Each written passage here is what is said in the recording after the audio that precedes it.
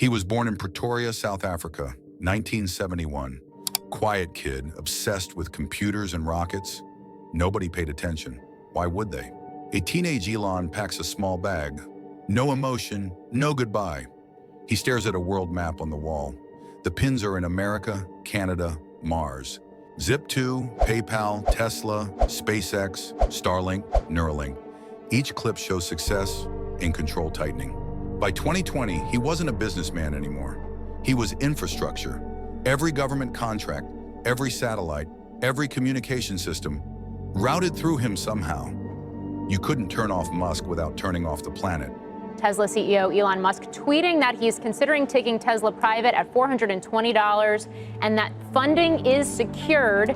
He then followed by saying, I don't have a controlling vote now and wouldn't expect any shareholder to have one if we go private.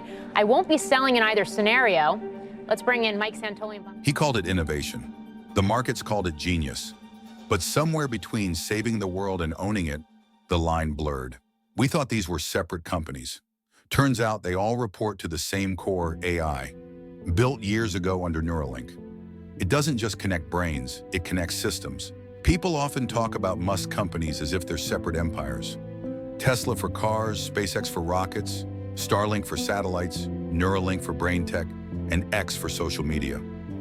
But they're all parts of one massive ecosystem built around a single vision, reducing humanity's dependence on fossil fuels and expanding its reach beyond Earth. Tesla develops the electric vehicles and batteries that store clean energy. SpaceX launches the rockets that place Starlink's satellites in orbit. Starlink provides global internet access that feeds back into Tesla's autonomous systems and SpaceX's communication networks.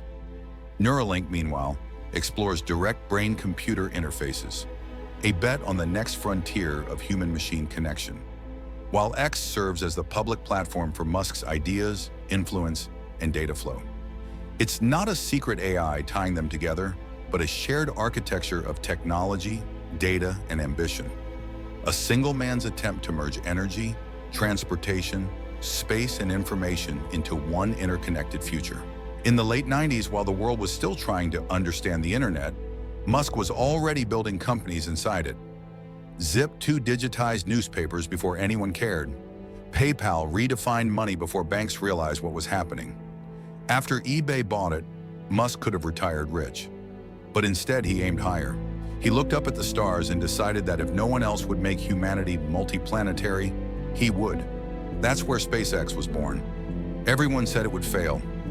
Rockets were supposed to belong to governments, not startups. But Musk tore down the cost barrier, built reusable rockets, and within a decade was launching NASA payloads into orbit. Then he pushed further. Starlink, a constellation of satellites blanketing the planet with internet access, connecting even the most remote corners of Earth. But space wasn't the only frontier. Back on the ground, Musk wanted to end the world's addiction to oil.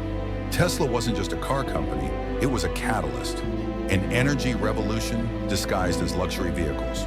The battery technology powering Teslas began fueling homes, grids, and cities.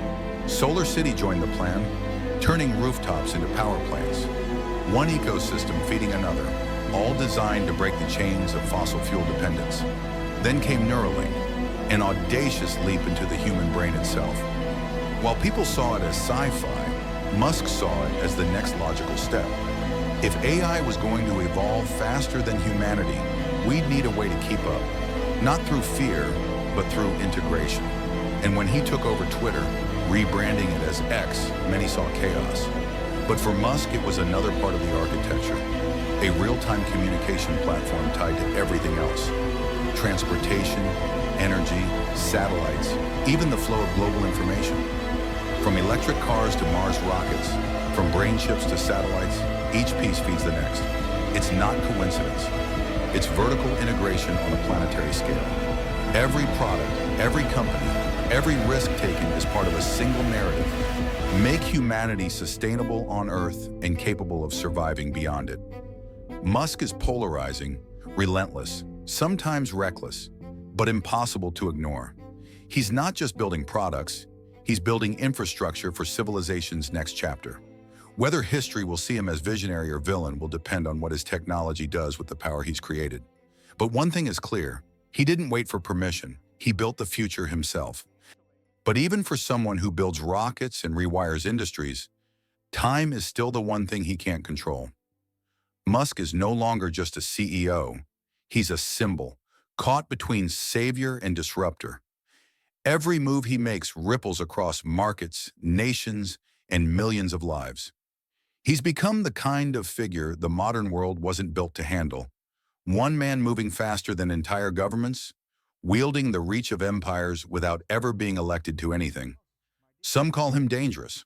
Others call him the only person crazy enough to do what must be done. He doesn't lead through speeches or armies, but through systems, data, machines, and ideas. His companies don't just make things. They shape the fabric of how the modern world operates. Transportation, communication, energy, even the dream of leaving this planet, all run through his fingerprints. And yet, for all the progress, the question remains. What happens when the mission outgrows the man? When the vision becomes too big for anyone, even its creator, to steer? Musk talks about Mars as humanity's next step. But maybe the real frontier isn't space. Maybe it's control. Who has it? Who loses it? And what we become once technology stops asking for permission. Still, he keeps pushing.